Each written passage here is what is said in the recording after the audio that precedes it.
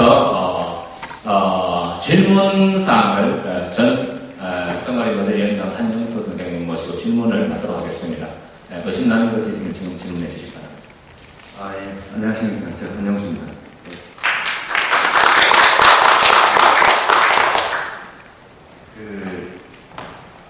무엇이라도 지금 아까 강의를 들어봤습니다. 약간이라도 이상한 데 있으면 구체적으로 이렇게 말씀해 주시면 제가 답변 드리겠습니다.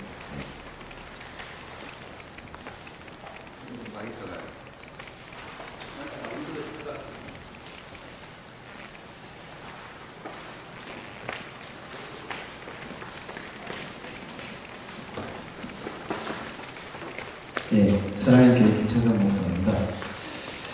저는 막 4개가지 정도가 있는데 차근차근 하나씩 질문해 드리겠습니다. 제가 잘 알고 있는지 모르겠는데 아까 개표기가 불법 그러니까 있다고 이렇게 보궐선거용이라고 이렇게 말씀을 하신 것 같아요. 보궐선거용인데 그 보궐선거용이라면 그건 어떻게 보면 불법인데 선거 전에 왜 제기를 하지 않았는가? 이 문제를 좀 말씀을 드리고 싶고요. 또 하나, 지금 이런 강의를 하시는 데 있어서 중요한 게 개표하시는 분들 있지 않습니까? 개표하시는 공무원들이든지 아니면 여야가 그런 개표하는 그런 분들이라든지 그런 분들에 대한 양심 선언이나 이런 것들이 좀 있으면 참 더 많은 공감을 얻을 수 있지 않겠냐 이런 생각이 하나 들고요. 또 개표가 조작선거 부정이 됐다면 어떤 거기에 대한 교육이 있었을 겁니다. 아니면 물론 프로그램으로 만들어서 하는 것이 있을 거지만 하여튼 프로그램도 사람이 어찌됐든 움직이는 거지 않습니까? 그러니까 거기에 대한 어떤 교육이라든지 분명히 있었을 텐데 그런 자료가 과연 존재한다 하는 그런 부분. 그 다음에 선관위 내부 지침이 불법 장비가 그것이 불법 장비라면 선관위의 직무유기라고 생각이 되는데 그건 이제 법적인 그런 부분을 어떻게 해나가려고 하는가 이런 부분을 좀 알고 싶습니다. 예, 이상입니다. 세 번째 프로그램 뭐라 했습니까? 그게 정확하게 못하네. 프로그램 검증 문제를 말씀하셨으니까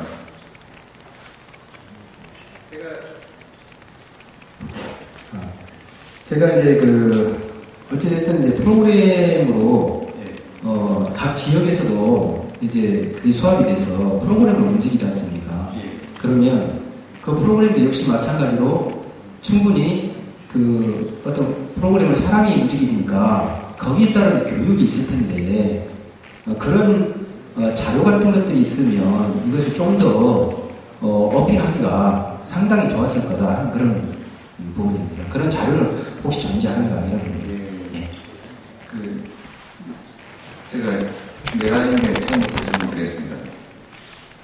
개표기는 보궐선거용인데 선관위에서 선거 때 사용하기 전에 먼저 제재를 하고 할 수 없었느냐 하면 저희들이 맨 처음에는 저희들이 개표기가 뭔지 몰랐습니다.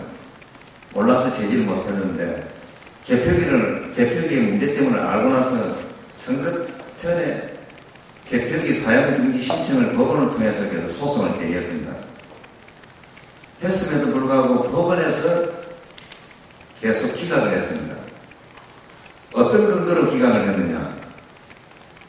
옛날 선거무효 2003 수 26 선거무효 소송, 그 선거무효 소송을 대법원에서 허위 판결을 했습니다. 선관위 내부에 공문을 전부 숨겨놓고 그 당시 원고 소송하신 분들이 증거가 없으니까 중앙선관위는 마음을 푹 놓고 준비서면 기타 허위 자료를 가지고 허위 주장을 했습니다. 그 허위 주장을 한 것을 대법원에서는 인용을 해가지고 그야말로 거짓말 판결을 했습니다. 그 거짓말 판결을 근거로 해가지고 계속 전자개표기 사용 가처분을 기각을 지금까지 시켜왔습니다. 그 증거가 제가 가지고 있는 중앙선관위 공무원 증거입니다. 지금 56가지 중에서 여기 22가지를 가져왔습니다. 이 증거가 10년 동안 소송을 통해서 확인을 받아가지고 이 증거가 나오니까 그 판결문이 완전히 허위 판결임이 드러났습니다. 그런데 대법원에서는 가처분 신청이 들어가고 보면 이 증거 자료에 대해서 재판을 경쟁해줘야 됩니다. 결국 재판을 바로 이제 결정해줘야 됩니다. 그것을 대법원이 일부러 안 하고 있습니다. 그게 대법원의 큰 문제입니다. 대법원은 뭡니까? 정의와 진리를 규명하는 근본 목적이 있습니다. 이 사실이 나왔음에도 불구하고 진리를 규명해주지 않고 있다는 거예요. 의도적으로. 그걸 아셔야 됩니다. 결국은 대법원은 우리 조폭들보다 더 나쁜 조직이고 더 나쁜 사람들입니다. 더구나 그 대법관들은 그렇습니다. 그걸 아셔야 된다. 이게. 그거에 대해서 우리가 공론을 해야 되고 이 사실을 국민들한테 다 알려줘야 될 사항입니다. 이것을 지금 전해야 되는데 이 법적인 문제고 법적인 용어로 쓰니까 서로 이해를 보내가지고 이 사실을 국민들한테 못 전해주고 있는 것입니다. 이제 이해가시죠? 이제 이렇게 되었고 그 다음에 두 번째 제가 조금 그 부분에 있어서 예. 아까 그 법에 예. 이것은 보궐선거용이다. 예. 보궐선거에만 쓸 수 있다. 예. 이렇게 지금 되어 있지 않습니까? 예. 이 부분은 분명히 법에 나와 있는 부분입니다. 예. 그렇죠? 법에 나와 있는 부분이면 충분히 선거 전에 예. 충분히 여론을 통해서 압박을 할 수도 있을 것이고 예. 역시 저도 역시 마찬가지로 그 대법원에 대한 문제는 정치 법관들이 오히려 많아서 뭐 그건 저도 신뢰를 하지 않습니다. 예. 그러나 다양한 방식으로 어필을 했어야 되는데 저도 그 부분을 제가 들어본 적이 아직 없거든요. 그래서 예. 그 부분은 이렇습니다. 대법원에서는 왜 그거를 기각시켜오느냐. 아까 말씀하신 대로 전자개표기를 기계장치합니다. 전산조직은 기계장치를 하면서 기각할 수 있습니다. 그리고 지금 제가 이거 가지고 있는 명령이 뭐냐? 명령. 그 공문 증거가 이 전산조직이라는 내부 공문 증거가 지금 한 가지가 아니고 5, 6가지가 나와 있습니다. 이랬음에도 불구하고 지금도 대법원은 기계장치라고 합니다. 그러니까 이건 뭡니까? 대법원은 그대로 적어야 돼. 범죄 집단입니다. 의해야 되고. 그리고 보궐선거등에만 사용하는 그 규정 수도 없이 우리가 주장하고 대법원을 방문하고 참고 다 했습니다. 그리고 가도 이제 안 되고 서로 막고 하니까 내용 증명, 배달 증명으로 수도 없이 보냈고 그리고 정치인들한테도 수도 없이 보냈습니다. 지금 국회의원들 3선, 4선 하신 분들은 한 10회 이상 우편으로 받았을 겁니다. 저희들이 다 보냈습니다. 지금 당선된 대통령도 10회 이상 받았습니다. 이 사실에 대해서. 그래도 침묵하고 있다고 합니다. 지금 내용이 그렇습니다. 그러고 이게 전자개표기는 구치고조에 해가지고 아까 김 목사님 말씀하신 대로 전자개표기 보입니다. 이게 뭐냐면 강행 규정으로 그 법정 강제를 해놨습니다. 그렇지 않으면 임의대로 사용하면 얼마든지 조작을 할 수 있습니다. 조작을 못하게끔 전 세계가 어떻게 관리하냐면 법정 강제를 하고 법으로서 엄격하게 규제를 하고 있습니다. 그리고 전자투표기라고 들었습니다. 전자투표기는 공직선거법 278개에 또 나와 있습니다. 그것도 전산조직으로 투표 개표를 한다고 딱 나와 있습니다. 공통부분도 있습니다. 같은 전산조직이니까. 나머지는 또 전자투표기에 대한 내용이 나오고 그렇게 법으로 그 장비마다 딱 규제를 해놨습니다. 그렇음에도 불구하고 선관위는 어떠냐. 이거 기계장치니까 괜찮다는 그 판결문 근거를 해가지고 내부 공문에는 공문 시행은 전산조직을 해놓고 법원 판결이 기계장치로 나오니까 선관위가 법원 판결을 땡겨가지고 기계장치다 계속 거짓말하고 있습니다. 지금 선관위 직원들한테 다 물어보세요. 이 증거 자료가 우리 카페에 PDF 자료로 지금 올라와 있습니다. 이거를 프린트해가지고 선관위 직원한 저 말이 거짓말 같은 선관위 직원한테 들고 와가지고 사무국장부터 위원장부터 이걸 보이면서 이 내용을 알고 있느냐 물어보세요. 이 내용, 지금 제가 들고 있는 게 22가지인데, 한 가지도 모르고 있다는 사실입니다.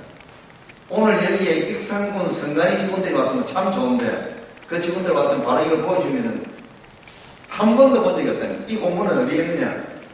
중앙선관위에만 있습니다. 사실 이 공문을 시행하고 나면은, 일선위원회에 전달, 내려보내줘야 될 공문입니다. 홍보용으로.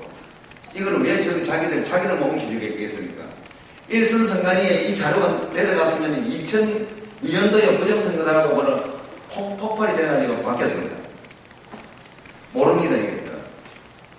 이제 아시겠지요? 그리고 10년 동안 선관위 직원들한테 개표에 관한 규정에 대해서 교육을 지금 못 시키고 있습니다. 최근에 제가 워낙 떠드니까 투표지 분리기에 대해서 공문 시행을 내가 교육용 자료를 보니까 그 자료가 이 시행 공문하고 완전 반대되는 내용을 만들어 거의 공문서를 만들어가지고 직원들한테 교육시킨 것을 또 발견했습니다. 지금 아까 김 목사님 자료 안에도 들어있는데 오늘 시간이 너무 빨리 강의하신다고 그걸 다 빼먹고 생략을 했는데 그 자료 안에도 그 거의 공문서가 들어있습니다. 이 정도입니다. 이 정도면 어떻겠습니까? 4.19 이상 부정선거를 해버렸습니다.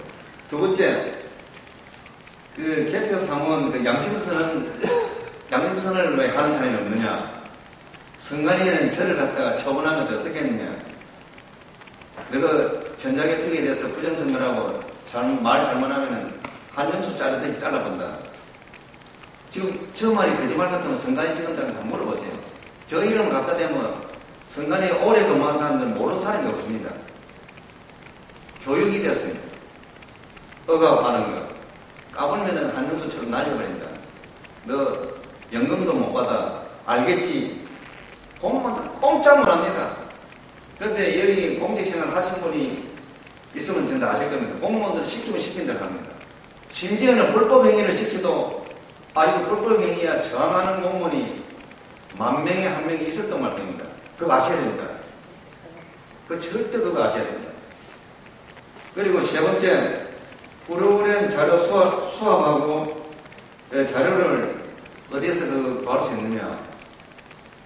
사실은 중앙선관위가 아까 제어형 컴퓨터 안에서는 운용 프로그램을 한 번도 검증한 적이 없습니다. 2008년도에 제가 국회에 정인으로 불려왔습니다. 거기서 국회의원들이 프로그램을 가지고 있느냐, 한 적이 있느냐, 없는 것이 28년도에 드러났습니다. 검증한 자료가 없습니다. 그래서 올 1월달, 2월달에 이경국 교수님이 알 수 없는 프로그램을 사용했다. 이렇게 정리를 했어요. 중앙선관위는 알 수 없는 프로그램을 사용했다. 그 검증을 하지 않으면 안 되는 국가기관은 의무적으로 국가에서 사용하는 장비는 전산장비는 프로그램을 검증을 해야 됩니다. 공인기관에 가서. 왜 검증을 해야 되냐? 프로그램을 아무거나 쓰면 아까 홈표, 무효표 말씀하셨지요. 홈표, 무효표를 막을 수가 없습니다. 프로그램도 같은 프로그램이 아닙니다. 아주 전문 기술자가 만든 프로그램은 홈표와 이런 무효표가 나오질 않습니다. 그렇게 어디에 이름도 없는 영시한 이런 그 기업에다가 프로그램을 제작을 의뢰해가지고 지금 중앙선관위는 어떻게 하냐? 중앙선관위 자체가 프로그램을 만들지는 않습니다. 어떻게 계획하느냐? 그 납품하는 회사에다가 프로그램까지 만들어가지고 납품해라. 이렇게 해놨습니다. 이거는 완전히 범죄, 조작에 완전히 노출시켜 놨습니다. 그 지금 중앙선관위 계약서를 보면은 각 선관위별로 계약을 하게 되겠습니다. 계약서 내용에까지 나와 있습니다. 납품할 적에 납품하는 회사 쪽에서 프로그램을 제공하라. 그리고 검증을 어떻게 공인기관에서 검증을 해야 검증표를 받아야 해달라. 이런 전혀 없습니다. 납품회사에서 얕은간 멋대로 만들어가 납품만 하면 되는 것으로 되어 있습니다. 그리고 네 번째, 불법장비, 선관위가 불법장비를 계속 사용하면 직무유기가 아닌가? 맞습니다. 이건 완전한 직무유기입니다. 그리고 선관위가 범죄행위를 지금 저질렀습니다. 그것에도 지금 이 시민단체에도 고발을 하셔가지고 형사 고발을 하실 수가 있습니다. 단 기간이 있습니다. 6월 18일까지 고발을 할 수가 있습니다. 지금 선관위가 직무유기를 넘어가지고 완전히 지금 거짓말을 하고 의도적으로 지금 뭡니까? 헌법까지 위반을 해버렸습니다. 지금 이 행위가 이제 이해가 가시니까 네 가지 질문을 이제 답변을 드렸습니다. 또 질문하실 분 지금 질문하십시오. 헌법소원 들어간 게 몇 개예요?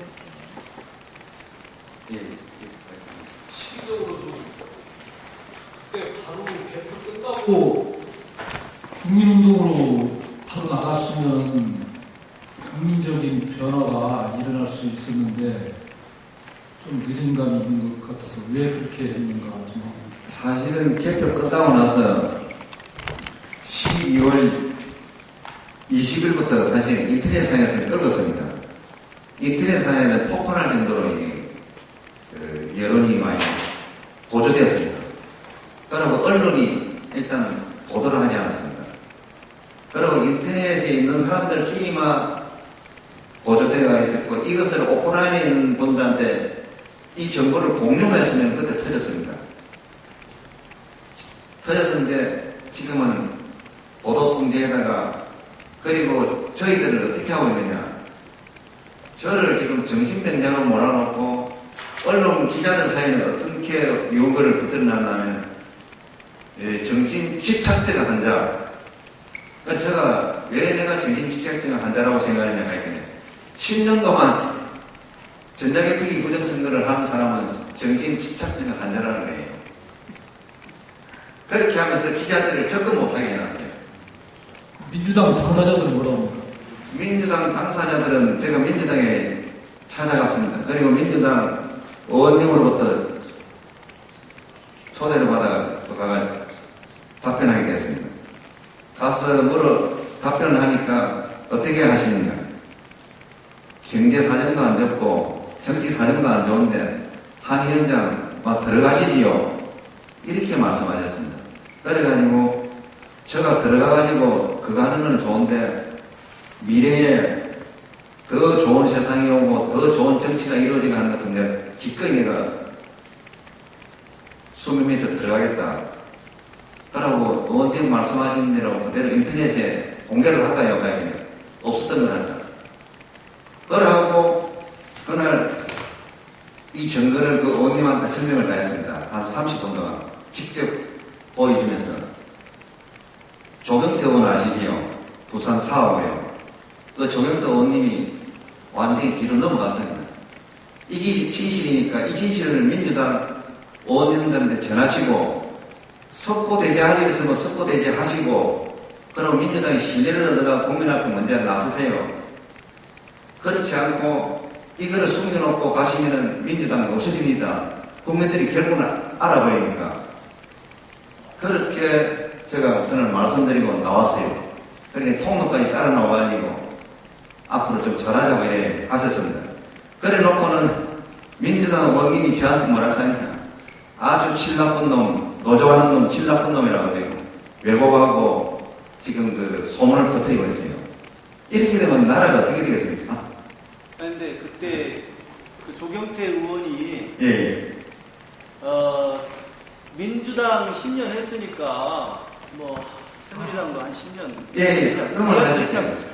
민주당도 정권 때 전자개표기 사회가 부정선거를 우리가 눈 감고 있었고 새누리당도 했으니까 셈셈이다. 그러니까 경제도 안 좋고 정치도 안 좋으니까 넘어가는 거예요. 지금 그래가지고 저 말이 거짓말인가 싶어가지고 우리 단체에 들어오신 분들이 민주당 의원님들을 20명 내지 30분을 방문해가 하격했대요. 가니까 더 노골적으로 다 그런 거 가지고 왜 그러냐. 그만 넘어가지. 당신들은 이제 와도 필요 없다. 이런 식으로 해버려가지고 완전 민주당이 지금 이제 골치 아프게 되었어요. 이제 그 사람들 또 이제 화가 머리끝까지 나가지고 이거 아니다. 진짜 속았다. 제가 왜 이 말을 하냐면 대한민국 집회에 가서 그분들이 저보고 이야기를 하는 거예요. 당신 말이 다 맞더라. 내가 당신을 못 믿어가지고 의원님들 직접 내가 민주당 의원들 확인해보니까 그렇더라. 그분들은 민주당이라면 완전 머리를 쩔쩔 흔드는 거예요. 왜 그러냐? 자기들이 속였다는 거예요. 나는 내 평생 민주당만 지지하고 민주당만 넣어 살았는데 끝이 지금 이렇게 나온다는 거예요. 지금 이게 뭐냐? 이거 아셔야 됩니다. 손자병법 보시면은 절대 정치인들 권력을 가진 자들은 스스로 싸우진 않습니다. 이런 경우는. 지금 민주당하고 새누리당하고 이 사건으로 싸우면 자동적으로 민주당하고 새누리당은 없어집니다. 없어질 수밖에 없습니다. 없고, 만약에 민주당 내부에서 지금 저와 같은 생각을 가지고 있는 사람이 있습니다. 부정선거 아니면 아니다 하자. 이러면 안 된다는 사람이 있습니다. 그분들이 들고 일어나면은 민주당에서 그대로 듣고 넘어가자는 사람들하고 새누리당하고는 완전히 없어질 가능성이 있습니다. 지금 앞으로 싸움이 어떻게 전개될지 모르지만 그렇게 싸움이 또 전개될 수가 있습니다. 왜냐? 새누리당에서 만약에 반 쪼개져가지고 이거 아니야 하자고 일이 나오면은 그 반 쪼개진 세력 중에서 정의로운 사람들 살아남고 나머지는 또 다 없어지고 지금 이런 상황이 되어 있어요. 그렇게 되면 시끄럽습니다. 세상이 사실은. 제가 볼 적에는. 우리 국민이 먼저 정리를 해주는 것이 덜 시끄러울 것 같아요. 지금 민주당 내부에서 저한테 연락이 와요. 이거 진짜 아니다. 이거 잘못되었다. 제가 몰랐는데 어떻게 알았지요? 하기는 우리 카페에 들어가서 자료를 다 봤다는 거예요. 우리 잘못되어 있다. 빨리 국민들한테 스포되지 않고 신뢰 없는 것이 더 낫다는 걸 그 사람들 알고 있는 거예요. 저는 모르겠습니다. 저는 그쪽이 더 낫지 않나 생각했습니다. 이거 묻는다고 그냥 묻히질 게 아니라는 거예요. 인터넷에 너무 뿌려졌어요. 그리고 이 인터넷 온라인 사업은 전 세계에 다 이 자료가 되는데 PDF가 다 퍼져졌어요. 지금 그렇게 그 제대로 된 선진국에서 우리나라 지금 이 상황을 보면은 그야말로 우리나라는 민주주의 따위가 이것 따위가 저것 따위가 이상한 나라라는 거예요. 지금 현재는 부끄럽지만은 이거를 우리가 극복을 하면은 전 세계에서 우리가 정치적으로 제일 깨끗해지고 우리 국민들이 각성을 해가지고 민주정신이 제일 투철할 것이다.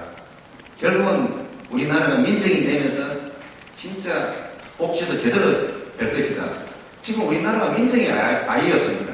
제가 내 이 사건들이 내가지고 10년 동안 돌아다니다 보니까 이 나라가 민주정이 아니라는 걸 알았어요. 정확하게 이야기하면은 지금 대통령이 누굽니까? 군사독재자의 딸입니다. 두 번째, 우리나라 사법기관은 한 번도 개혁한 적이 없습니다.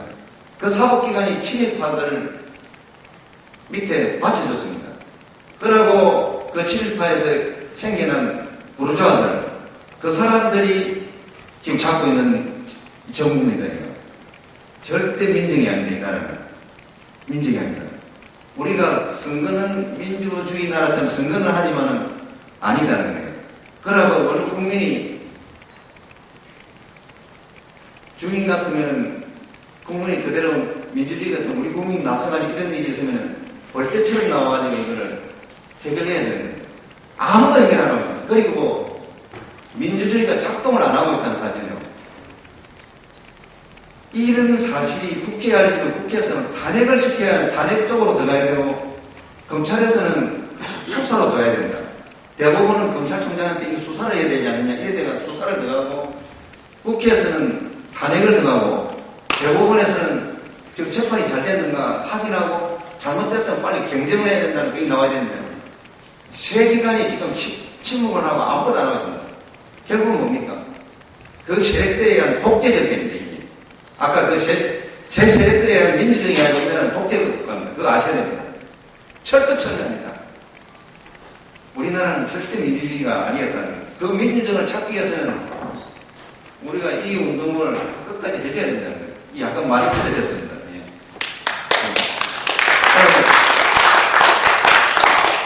또 질문을 하세요. 무엇이라도 약간이라도 이상하면 질문하세요.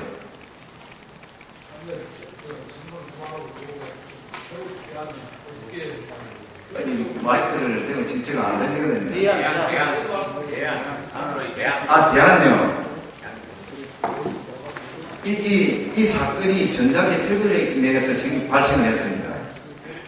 아까 그 투표소 개표 있지요. 결국은 이 개표 제도를 투표소 개표 제도로 바꿔주는 것이 맞습니다. 왜 그러냐면 전산 조직이 우리가 컴퓨터 자체는 정확한 것 같지만 사람보다 못합니다. 사람보다 아직 강한 부분이 있는데 생각하고 여러 가지 하는 부분은 사람을 못 알아보는 지금까지. 그리고 전자개표기는 아까 정 목사님 말씀하셨죠. 진짜 보잘것없는 기계입니다. 우리 눈보다 못합니다. 우리 눈은 여러 가지를 전다 구분해가지고 가려내는데 저 전자개표기는 그 프로그램에 시켜놓은 거 일정한 부분 그 부분만 확인합니다. 그리고 내 전자개표기가 정확한데 한번 구분을 하면은 개표를 하고 나면은 사람이 두 번, 세 번 볼 필요가 있느냐 이렇게 의심하실 것입니다. 왜 두 번, 세 번을 하겠습니까? 제가 노조위원장 하면서 두 번, 세 번 하는 이유를 제가 알았어요. 그리고 그 문제점을 또 발견했고 기계가 그렇게 단순하기 때문에 복잡한 거를 캐치를 못하기 때문에 아까 그 수개표를 두 사람, 세 사람이 다시 한 장 한 장 확인하도록 그렇게 만들어 놓은 것입니다. 결국 뭡니까?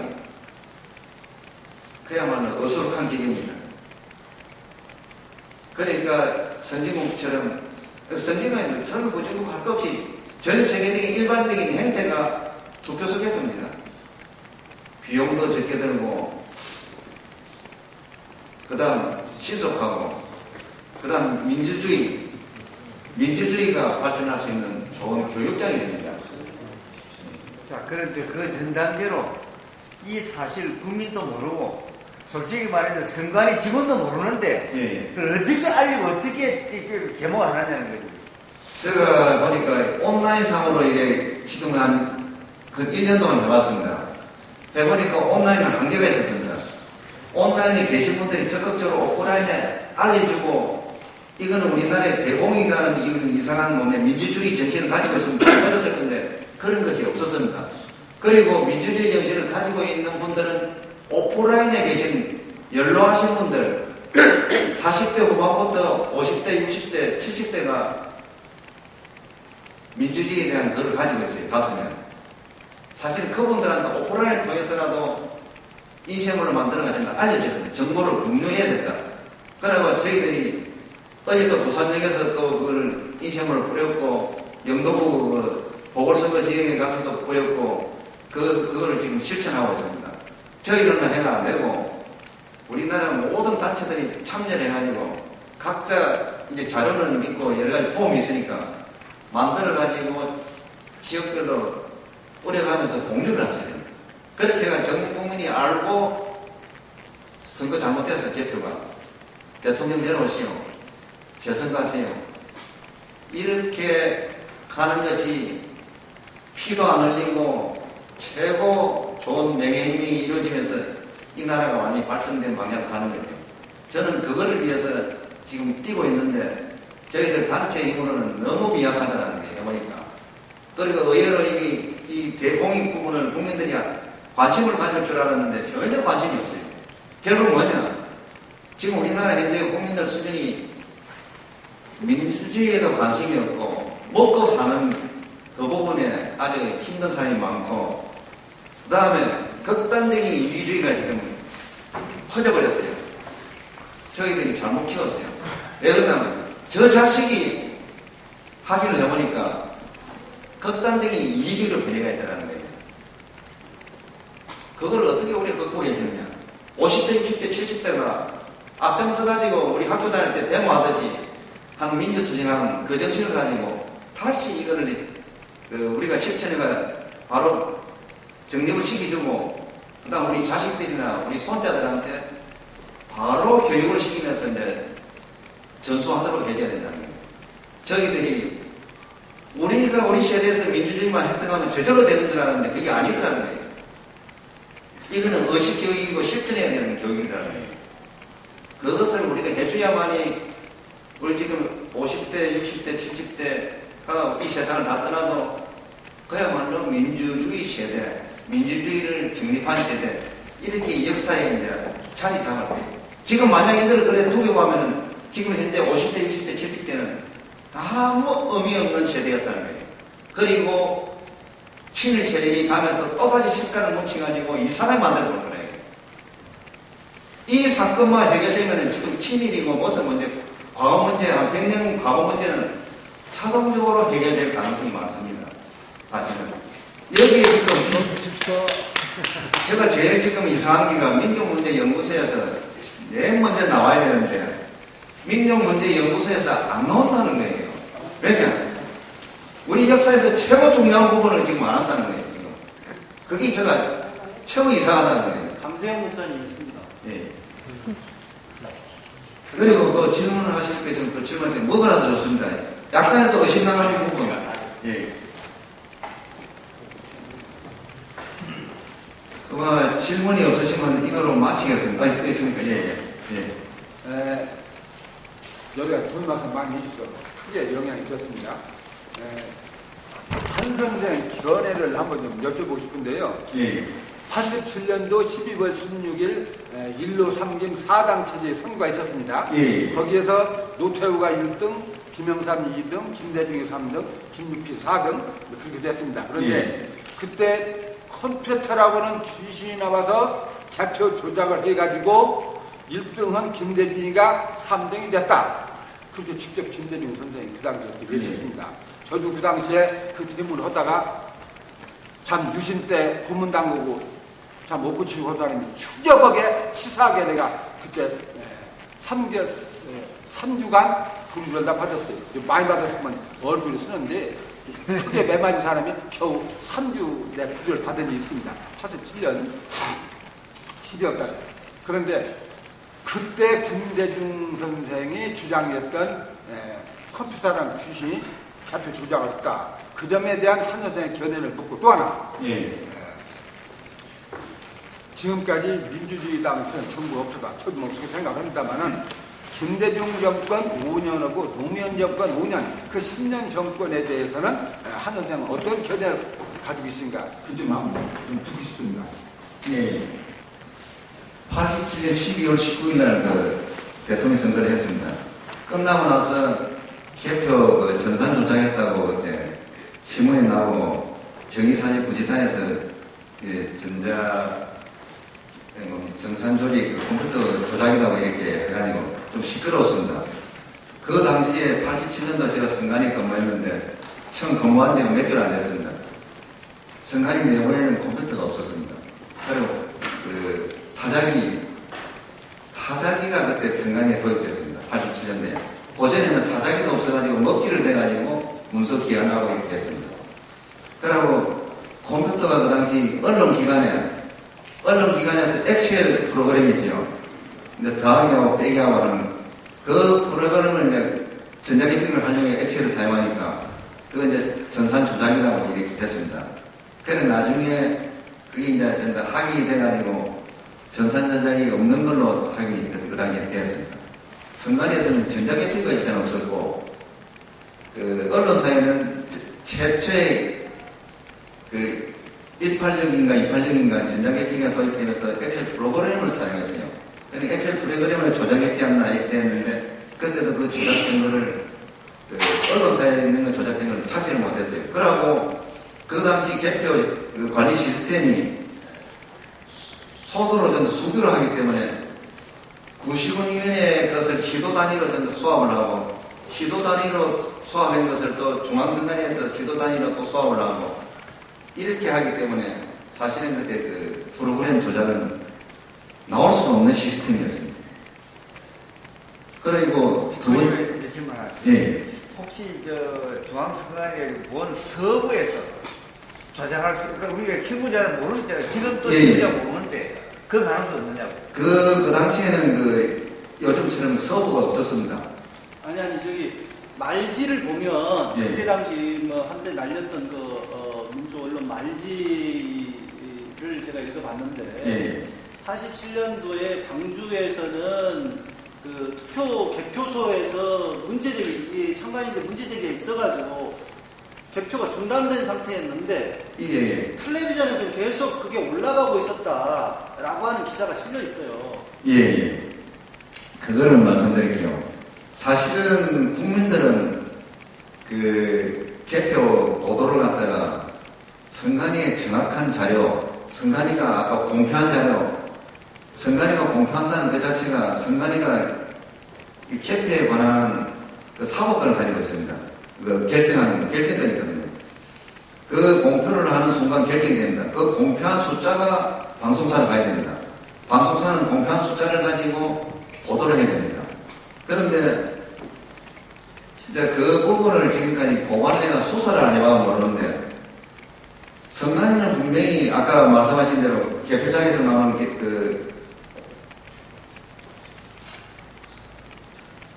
그 자료를 복사를 해가지고 공표를 합니다. 개표사항표를. 그 개표사항표를 언론사는 전달 정리해가지고 자기 본사로 보냅니다. 그 당시에 본사에서는 개표 상황을 보도를 하게 되었습니다. 그 당시에 상황이 그랬습니다. 그래가지고 방송사마다 틀리고 방송사가 힘든 것이 각 개표장 전국 250여 개의 기자들이 투입돼가지고 하려고 하니까 인력도 많이 들고 비용도 많이 들고 이렇게 하니까 방송사에서는 어떻게 하겠습니까? 대강 예측해가지고 투표가 끝나고 나면 투표일이 나옵니다. 그 숫자에 이제 비교해가지고 예측해가지고 막 보도를 했습니다. 사실 그렇게 보도하면 안 됩니다. 그거는 공직선거법 위반입니다. 국민들은 알 권리가 정확한 개표를 공표를 받을 권리가 있습니다. 사실 방송사가 약간 잘못했지요. 그러니까 아까 김우영 목사님이 이거 뒤에 보여주셨지요. SBS, MBC 다 틀리죠. 중앙선관위 지금 전번에 나와 인터뷰할 때 뭐라 했습니까? 우리는 공표한 숫자를 언론사에 보냈다는 겁니다. 중앙선관위 말대로 공표한 숫자가 언론사에 보냈으면 아까 SBS, MBC 숫자가 똑같아야 됩니다. 같지 않다는 거 이거는 중앙선관위에 과연 공표한 숫자를 보냈는지 아니면 공표 전에 전자개표로부터 그 숫자가 나올 수가 있습니다. 그 숫자가 중앙선관위 서버로 가가지고 방송사를 갔는지 이거는 또 수사를 해봐야 됩니다. 지금 그런 상황입니다.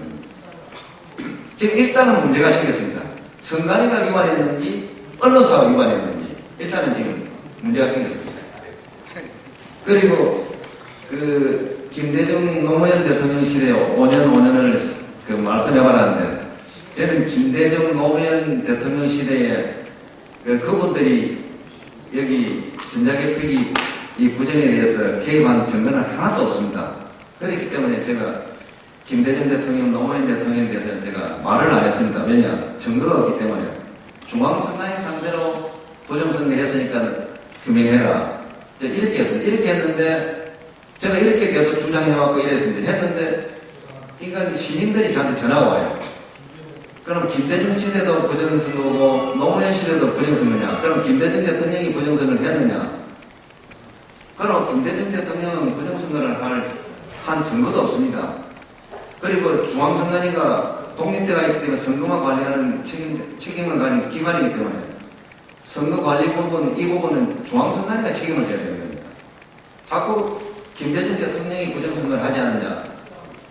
이렇게 와전시 가시죠. 정이 아니고 예. 민주주의. 예. 그거 좀 예리한 문제는 굉장히 문제를 하지 마시고. 얘기가지고 지금 가셨는데요. 앞으로 익산에서 이걸 어떻게 할 건가, 그냥 이걸로 끝나는 건가, 그러면 국민 소송단을 좀 더 우리가 사인을 어떤 식으로 가져야 하는가, 그걸 토론을 해야 되고 이미 지금 가야 되죠, 이제. 예. 그게 중요한 문제입니다. 그것을 알면은 우리 오늘 아침부터 했던 거 아무 소용이 없거든요. 이제 어떻게 했으면 좋겠는데 토론 좀 했으면 좋겠는데 좀 갔단 말이에요. 지금 이제 사람들이 너무 치고 나중에 말씀드리고 싶은 것은 저희들은 1월 4일 소송을 제기했고요. 계속적으로 저희 카페에서는 그 소속 내용에 대해서 100% 국민과 함께하는 공개재판이라는 타이틀을 붙여가지고 지금 저희 카페 운영에 계속 공개하고 있습니다. 그 서류를 보시면 지금 여기서 설명 들으신 분들께서 과연 부정선거인가? 그리고 지금 일부에서는 지난 규명 단계라고 하는데 저희들 모든 선거 자료와 소송 서류에서 입증되어 있습니다만 완벽하게 부정선거가 입증되어 있습니다. 소송 서류의 제출 내용과 그 입증 증거에 대해서 완벽하게 입증되어 있습니다. 피고 측이 답변서가 왔는데 100% 반론 반박해서 100% 허위 사실을 입증해서 대부분의 다 제출해 놔져 있습니다. 그렇기 때문에 지금 현 상태에서는 중앙선거관리委쪽에서 저희들에 대해서 반론을 못하고 있습니다. 그러니까 저희들이 분명히 말씀드리고 있는 것은 완벽하게 100% 부정선거고 전자개표기 사용도 법률적으로 선거무효 사유고 전자개표기 사용으로 인해서 수개표를 하지 않은 것도 100% 선거무효 사유입니다. 당선 무효입니다. 그걸 분명히 말씀드립니다. 저희는 어떤 경우가 되더라도 당당하게 설명하고 국민 앞에서 밝힐 수 있습니다. 그래서 저희들은 김능한 전 중앙선거관리위원장 상대로 국민 앞에서 공개적으로 TV 토론하자. 저희들이 다 해놓고 그것도 다 카페에 공개를 하고 있습니다. 저희들 올해간 걸 자세히 한번 읽어봐주시고 저도 의문이 있으면 저희들은 당당하게 답변해 드릴 수 있도록 말씀드립니다. 감사합니다.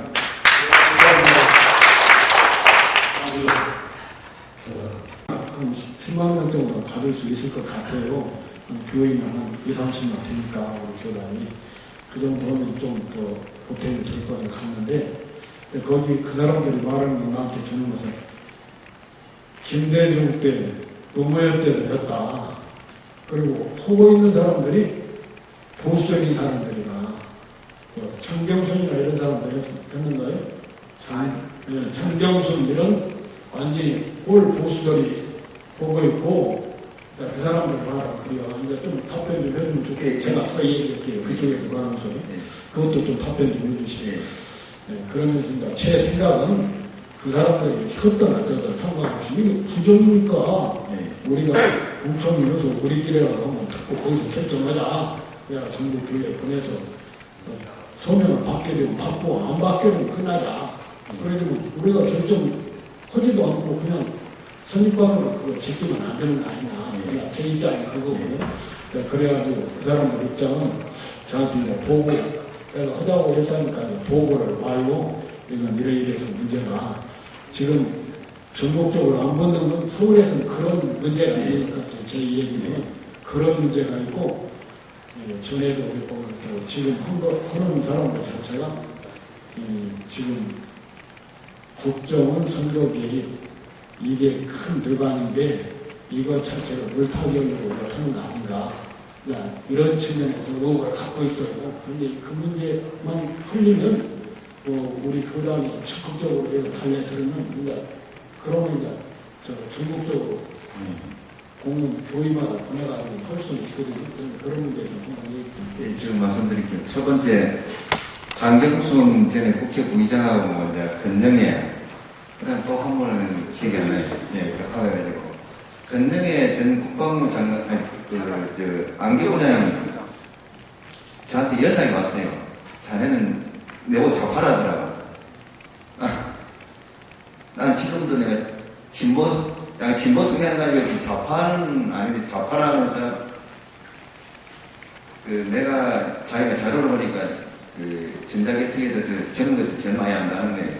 그러니까 한번 만나자 하더라고요. 만났어. 저는 이 부정선거에 대해서 좌우가 없고 진보 보수가 없다. 이거는 국가 기본 질서니까 맞춰야 된다. 그래 합의가 됐어요. 자기도 마찬가지다. 그래 합의가 돼가지고 청원을 하자 하더라고요. 국회에. 청원을 하자 해가지고 제가 그 나이가 제일 젊었어요. 전부 나이 많은 사람들이고 해가지고 그 청원서를 제가 작성을 하고 저도 그 참여했다가 내 이름을 넣어가 이래 청원을 했습니다. 국회의장실까지 가가지고 청원을 해가지고 넘겨줬습니다. 그런데 이 내용을 지금 딴 사람들이 소리만 보고 같이 내 이름이 되어지기는 보수가 아니냐? 그게 아닙니다. 그 당시 그쪽에서 권영희 장관이 이거는 보수와 진보가 없다. 같이 하자. 좋습니다. 나는 그 보수든 진보든 저를 불러가지고 부정선거에서 하자는 데는 자료 제공을 다 해왔습니다. 그렇게 해가지고 했는데 지금 안 그래도 인터넷에 올라왔더라고요. 이 사람은 보수주의자인데 우리한테 와 한다. 그 완전 완전되어 있고요. 그 다음 두 번째 그 질문 내용 뭐였습니까? 그리고 나서 예. 금융위가 지금 어떤 뜻을 쳐요? 금융위 장관한테 전화가 두 번 왔습니다. 제가 이렇게 하고 있으니까 어떻게 왔느냐? 첫 번째는 나라 망한다고 이렇게 전화가 오더라고요. 아닙니다. 이거 정리 못하면 나라가 스스로 주저앉습니다. 민주주의가 아니기 때문에. 독재 정권이 들어차면서 국민들은 핍박받으면서 끝납니다. 하고 한참 하고 있으니까 또 전화가 왔어요. 자네가 지금 바른 쪽으로 가고 있다. 우리도 쳐다보고 있다. 언젠가 기회가 되면 나오도록 하겠다. 그러면서 어떤 말씀을 하신다면 그 민주당에서 지금 새누리당을 가는 뭡니까? 이부영 의원하고 한강욱 의원,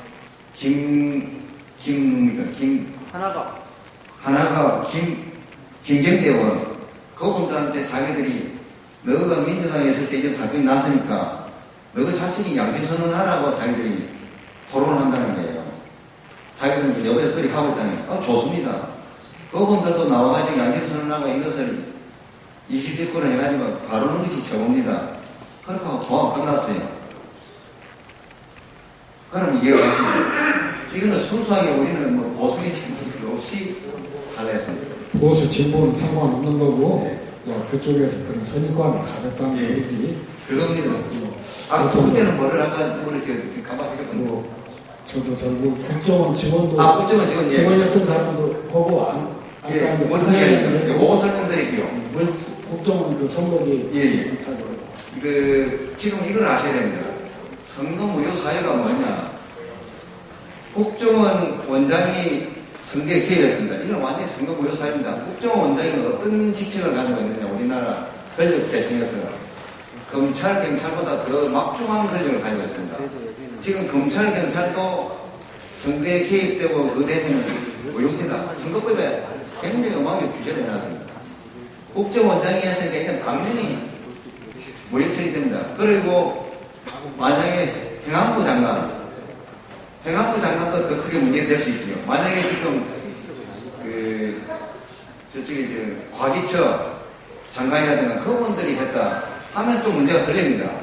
그 국가의 권력에 대해서 이제 힘의 벽이 틀리기 때문에 국정원장은 지금 검찰, 경찰보다 더 영향을 미친 상황입니다. 그러니까 이게 당연히 무효고 국민들이 들고 있나야 되는데 국민들이 모르니까 가만히 있는 상태가 없더라고. 이건 분명한 거예요. 제가 방금 우리가 저희들이 와가지고 개표 그 내용에 대해서 하는 이것도 완전한 그 선거무효 사유입니다. 선거법은 뭡니까? 절차법입니다. 절차를 최우선시합니다. 정확성을 기하기 위해서. 최고 마지막에 개표의 정확성을 기해서 그 절차를 지키지 않으면은 뒤에 결과가 나왔어도 그 결과는 다 의미가 없습니다. 그렇게 이 절차 저 절차를 거쳐가지고 당선인 결정을 했는데 앞에 이 절차 저 절차 다 빼먹고 해버린 거예요. 완전 무용입니다. 이 국민들이 그 법의 각 선거법의 특징을 모르고 지금 있는 거예요. 그러니까 절차를 빼먹어도 괜찮고 결과만 나오면 된다. 이게 지금 우리 국민들이 지금 오류를 본 거거든요. 이제 아시겠죠? 완전히 이 말씀 아주 좋은 말씀 감사합니다. 자, 박수 한번 더 치시고. 여기 우리는 이렇게 하면서 근데 우리 익산에서는 제가 제갈 테니까 좋으면 그렇게 합시다. 일단 오늘 모인 분들이 들었으니까 이건 서명을 해야 되는 거고 서명 용지를 좀 받던 우리가 만들어서 서명 용지를 나눠줘서 좀 서명을 많이 받고 자기가 관계되고 있는 이 기관이나 조직이 있으면 그 조직에서 그 문제를 다뤄가지고 같이 다시 만약에 우리 총리나 이런 데서는 모셔가지고 같이 해서 총리적으로 움직일 수 있으면 움직이고 또 이제 각 조직에서 자기 조직에서 모셔가지고 얘기를 했던 여기 지금 이거 찍었으면 이거 듣고 또 우리가 대강 들었으니까 설명해서 부족한 거 있으면 이제 또 강사님 한두 번 오시라고 해서 또 보충 설명도 듣고 해가지고 확산을 일단 시켰으면 쓰겠는데 여러분 의견 어떠십니까? 제 생각으로는 예. 물론 이제 서명이 좀 중요하거든요. 중요한데 서명이 만약 안 되더라도 이 풀을 안 끼우기 위해서는 계속 그거 얘기를 거름으로 해야 한단 말이죠. 네. 공개를 계속 하시면 집에 네. 계속 와서 하여튼 한 명을 만나더라도 계속 이렇게 뭔가 쭈글쭈글 해야 네. 재판 과정만 딱 들어서면요. 나는 이게 폭발이라고 생각하거든요. 네. 이게 그래서 저 재판 과정에 들어서 폭발이라고 생각하는데 불을 끄지 마야 하는 거지 이제. 그래서 네. 그거에 대해서 답변드리겠습니다. 그래서 목사님께서 서면도 중요합니다. 서면도 중요합니다. 그런데 이게 여기서 이산동에서 어떤 교회 어떤 지역을 바꾸면서 계속 공청회 일정을 정해주시면 저희들이 계속 와서 저 분위기를 꾸준히 해나가겠습니다. 그렇게 좀 용납해 주십시오. 여하튼 불께서 어디 성당이지? 여하튼 다른 성당에서 여하튼 로드가 원하고 여하튼 불을 끄지 말자고 6월 18일까지 네, 그렇게 할 수 있도록. 아니 6월 18일 지나도 해야 해요. 지나도. 지나도. 맞습니다. 지나도 계속 해야 해요. 예, 지나도 계속. 예, 여하튼 불을 끄지 말자. 여하튼 우리 저 박신부님이 하시는 말씀 불을 끄지 말자 해결될 때까지. 그래서 이게 지금 미래가 민주주의가 되는 거예요. 우리 박신부님 말씀대로. 또 다른 말씀 없으세요? 다른 말씀 없으시면 오셔서 수고하신 분들에게 큰 박수로 인사드리고 다 같이 박수를 감사합니다.